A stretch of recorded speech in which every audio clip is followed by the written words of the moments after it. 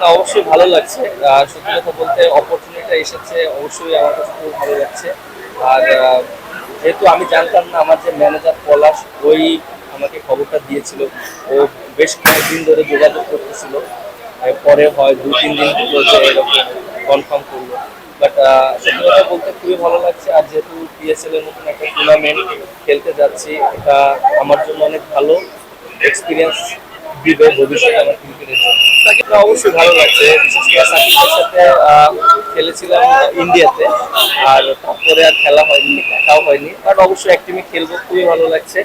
আর সত্যি কথা বলতে অনেক এক্সাইটেড পিএসএল এর নতুন এরকম একটা টুর্নামেন্ট খেলতে যাচ্ছি, এবং যেখানে কোয়ার্টার ফাইনাল খেলা। তো অবশ্যই যদি পারফর্ম করতে পারি, ম্যাচ জিতাতে পারি, টিম রেজাল্ট করে, দিন শেষে খুবই ভালো লাগে। সাকিবের সাথে কি বললেন?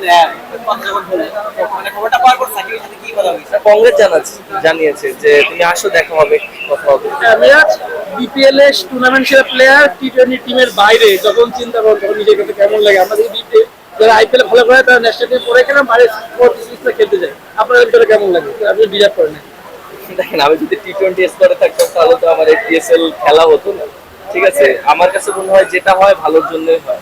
তো টি-20 স্তরে থাকলে আমি তো পিএসএল খেলতে যেতে পারতাম না। সো আমার জন্য একটা অপরচুনিটি তৈরি হয়েছে, বাট আমি এটা পজিটিভলি নিচ্ছি। আর যারা সিলেকশন করেছে তাদের হয়তো অনেক চিন্তা ভাবনা থাকে, অনেক প্ল্যানিং থাকে। তো আমার কাছে মনে হয় যে এটা আমার জন্য একটা পজিটিভ। মিরাজকে নিয়ে কেন চিন্তাটা হলো না? মিরাজ তো ভালো করছিল, ভালো পারফর্ম করছিল। দেখেন, এটা অনেক আমার চেয়ে তারা এটা ভালো বলতে পারবে, তাদের প্ল্যানিংটা কি। তো আমার কাছে মনে হয় যে তারা যেভাবে চিন্তা করে হয়তো বেটারমেন্টের জন্য চিন্তা করে, but end of the day প্লেয়াররা অনেক সময় খারাপ লাগে। যেহেতু আমি BPL a man of the tournament হয়েছিলাম, তারপরে বেশ কিছু টি-20তে ভালো করেছিলাম। তো ঠিক আছে, মেনে নিতে হয়, ক্রিকেটে অনেক সময় অনেক কিছু হয়।